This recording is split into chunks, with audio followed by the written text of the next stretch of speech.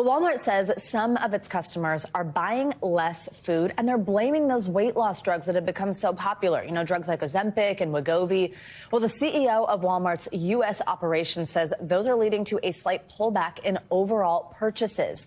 For more, we are joined by retail Bloomberg News reporter Brendan Case. Brendan, thanks for being here. So this is quite the headline to come out of this. I mean, we've talked so much about Ozempic, but now to kind of eventually see some effects down the line as so many people are on it for quite a while. So tell us how Walmart was able to determine this link here. How are they able to say these drugs are actually maybe what's part of taking a bite out of our sales?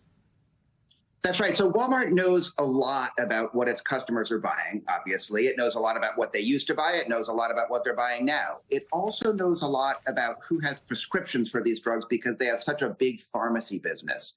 And when you compare those two data sets, now this is all anonymized, it's very sensitive, but in terms of an overall, aggregate population impact, they can see, looking at, past purchases and current purchases, that the people who are, who have these prescriptions are, they're seeing what they call a slight pullback in food purchases by them. So, something that is not necessarily a huge effect. They're not really ready to go into great detail about which categories are the most affected, but certainly something that they can measure at this point and that they're studying very closely.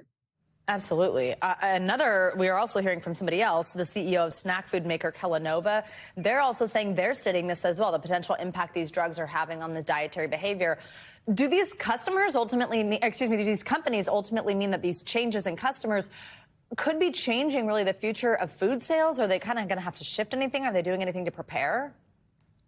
It's certainly possible. And if you think about the sort of overall impact, there was a Morgan Stanley report last summer that talked about people who are taking these drugs, perhaps cutting their calorie consumption by, something in the neighborhood of 20%.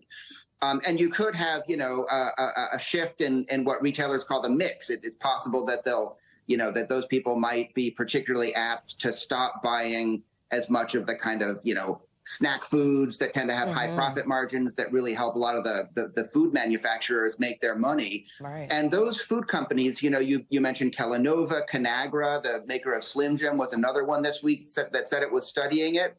These companies are looking at, do they have to reformulate products? Do they need to change something about how they make them, how they market them? That's all up in the air right now, but certainly something that they're looking at really closely. And I think we'll be hearing a lot more of that over the next couple of years. Yeah, and when you're up against a drug that essentially just eliminates your appetite, I'm not sure marketing is going to help anything there, but it really does sound amazing that it could be making this much of an impact.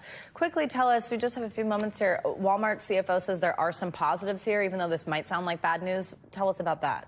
So, yeah, from Walmart's perspective, I mean, they do get actually a revenue bump from selling the drugs. They've got the big pharmacy business. The other kind of wild card here, which will be interesting to watch, is what happens to sales of non-food items. Walmart has the hope that people who buy less food might be willing to buy more of their fill in the blanks, clothes, toys, whatever else they have in the store. So that's a possible benefit, but time will tell. We'll see how it works out. All right, Brendan Case, thank you very much. A good talker this morning. Thanks for watching. Stay updated about breaking news and top stories on the NBC News app or follow us on social media.